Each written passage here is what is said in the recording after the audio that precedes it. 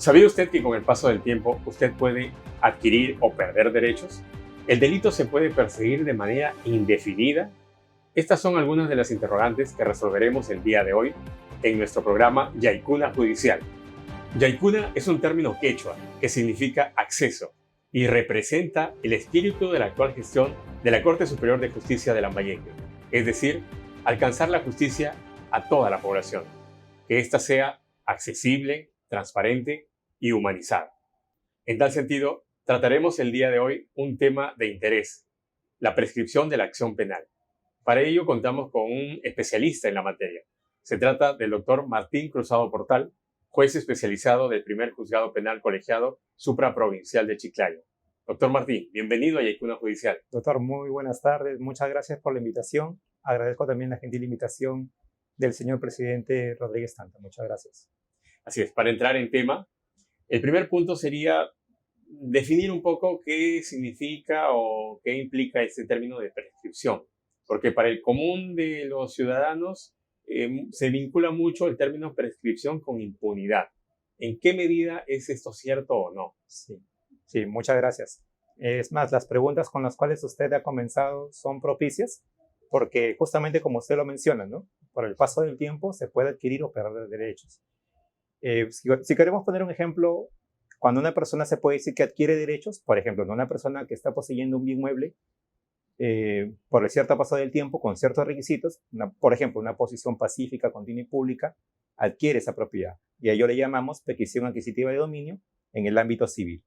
Y en el ámbito penal, que es de mi especialidad, por el paso del tiempo, el Estado pierde el derecho de perseguir el delito. Como usted comenzó al inicio, ¿no? Un delito no se puede perseguir de manera indefinida. Esto es, por el paso del tiempo, a través de la figura jurídica denominada la prescripción de la acción penal, el Estado pierde el derecho, a través de Fiscalía, de perseguir el delito y el Poder Judicial de sentenciarlo. Ciertamente también hay aquellos delitos que también son imprescriptibles, que también obedecen a otra figura, pero por el paso del tiempo se pierde ese derecho de perseguir el delito. No puede ser de manera indefinida, salvo que nos encontremos en los supuestos de imprescriptibilidad de los delitos. Precisamente llegando a ese punto, ¿qué delitos contempla la imprescriptibilidad o qué delitos, digamos, que no pueden prescribir con el paso del tiempo? ¿Me podría comentar? Claro. Usted mencionó al inicio también que se le percibe la prescripción como un supuesto también de impunidad, ¿no? Y justamente en el ámbito del derecho, para cierto sector se menciona de que, por ejemplo, por el paso del tiempo, ¿cómo es posible que a una persona ya se le deje de perseguir, ¿no? Como que se le ha querido asociar a la impunidad, pero también por el otro lado podemos decir también a la seguridad jurídica. El Estado peruano está comprometido con incluso también con tratados internacionales. Por ejemplo, ¿no? Los delitos de crímenes de guerra o de lesa humanidad son imprescriptibles y en el artículo también 88A del Código Penal, el legislador en lo penal ha diseñado un catálogo de delitos sobre los cuales son imprescriptibles. Por ejemplo, entre ellos, el delito de violación sexual, por ejemplo, los delitos de tocamientos indebidos, trata de personas. Aquellos delitos que se encuentran previstos en este catálogo son imprescriptibles. ¿Qué quiere decir esto? Que, por ejemplo, no importa cuánto tiempo haya pasado, el Estado siempre los va a poder perseguir. Esto es, son una determinada cantidad de delitos, no son todos, es una determinada cantidad y digamos, la razón jurídica de esa imprescriptibilidad radica en aquellos delitos que son sumamente graves. Esto es, en aquellos delitos que tienen unas penas cortas, naturalmente no podría invocarse esa figura de la imprescriptibilidad. En ese sentido, entendemos que hay delitos con mayor gravedad, otros con menor gravedad. ¿Cuáles serían en este caso y cómo funcionan estos plazos de prescriptibilidad en los que se aplican? Correcto, sí. Tenemos los plazos ordinarios y los plazos extraordinarios. Podemos decir cómo calculamos los plazos ordinarios. Entonces tendríamos que recurrir al Código Penal. El Código Penal tiene 3 libros. En el segundo libro están los delitos, está el catálogo de los delitos especiales. Si queremos poner un ejemplo, se me ocurre, ¿no? Supongamos que el señor Juan destruye el parabrisas del propietario de un automóvil. Lo destruye, estamos frente a un delito de daños. Si nosotros recurrimos al artículo 205 del Código Penal, vamos a verificar que este tipo de delitos no puede ser sancionado con una pena más allá de 3 años. Para decir que nos encontramos frente a una prescripción ordinaria, ello quiere decir que dentro del plazo de 3 años En este caso, el encargado de perseguir el delito, que es Fiscalía, no ha interrumpido la prescripción de la acción penal. ¿Y cuáles son los plazos, cuáles son los supuestos de interrupción? Serían 3 al amparo del artículo 83 y también tenemos supuestos de suspensión con el artículo 84. En síntesis, ¿cuándo invocamos la ordinaria? Cuando dentro del plazo máximo de la pena, estamos trabajando con el delito de 3 años, no ha mediado ninguna causal de interrupción, sería la prescripción ordinaria. Y si ya dentro del plazo, estamos trabajando con el ejemplo de 3 años, ha mediado una causal de interrupción, entonces la persona que se encuentra procesada tendría que invocar la prescripción extraordinaria. Y la prescripción extraordinaria sería el máximo de la pena más la mitad. Esto es, si estamos trabajando con un delito de 3 años, el máximo de la pena más la mitad sería 4 años, 6 meses, por ejemplo. Y, doctor, ¿existen causas que puedan afectar la prescripción? Efectivamente, digamos, una prescripción no transcurre de manera normal. Pueden haber causas que la pueden afectar. Y justamente está enlazada con la pregunta anterior. Porque, por ejemplo, ¿no? Yo mencioné que podemos invocar la prescripción ordinaria y la extraordinaria. La ordinaria le convendría, digamos, al procesado porque tiene un paso de tiempo mucho menor que la extraordinaria. Entonces, ¿cuándo invocamos la ordinaria? Cuando no ha mediado ninguna causal de interrupción, y las causales de interrupción están previstas en el artículo 83. Por ejemplo, ya mencionamos que hay causales que afectan, en este caso, la prescripción, como es las causales de interrupción y de suspensión.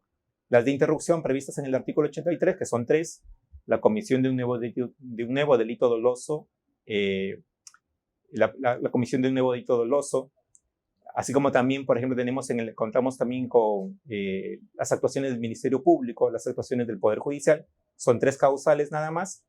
Y por otro lado tenemos a las causales de suspensión, que en realidad el Código las menciona en el artículo 84. Entonces, definitivamente un plazo prescriptorio no transcurre de manera normal. Se puede ver afectada también por supuestos de interrupción y de suspensión.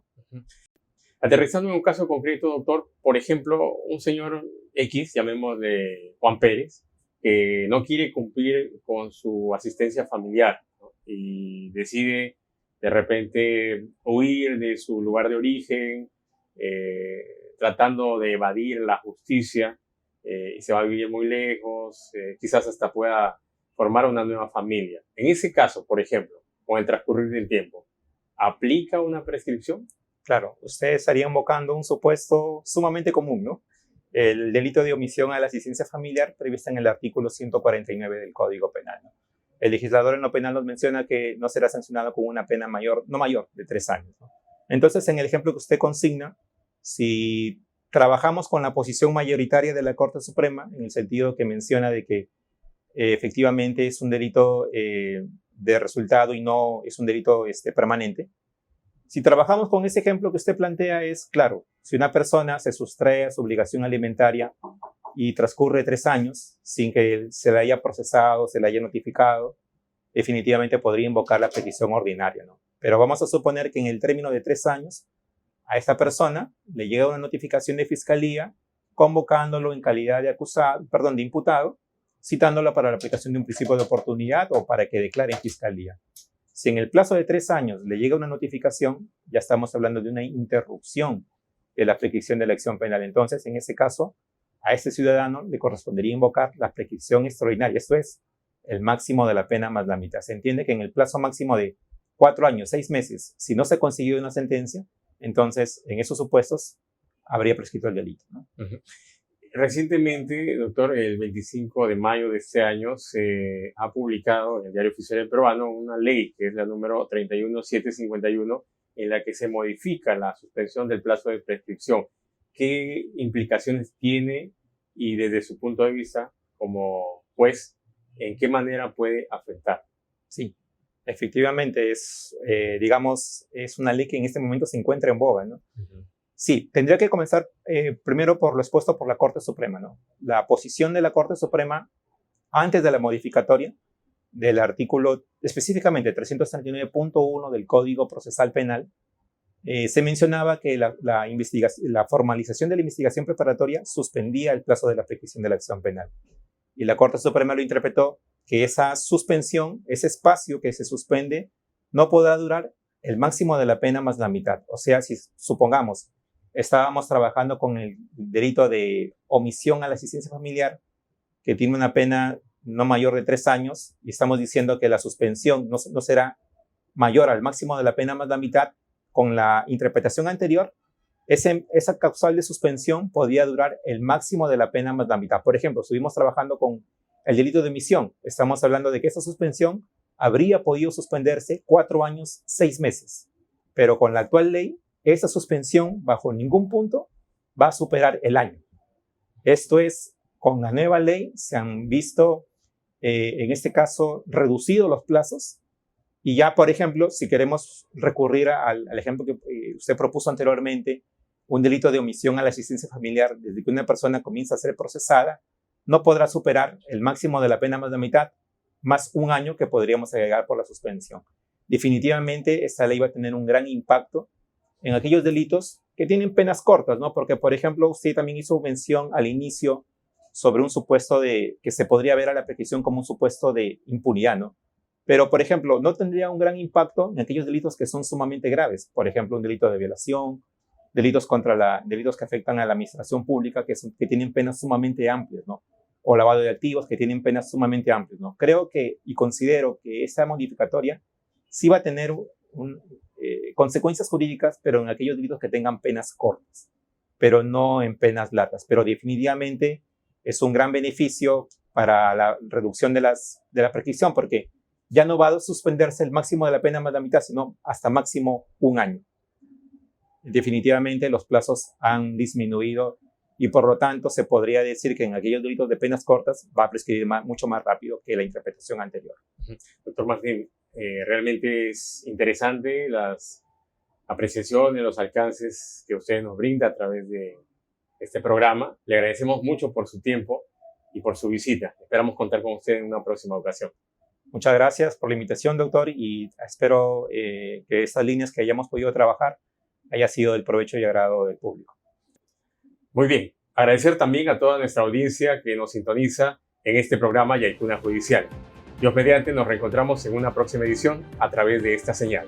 Bendiciones para todos y todas. Permiso. Gracias.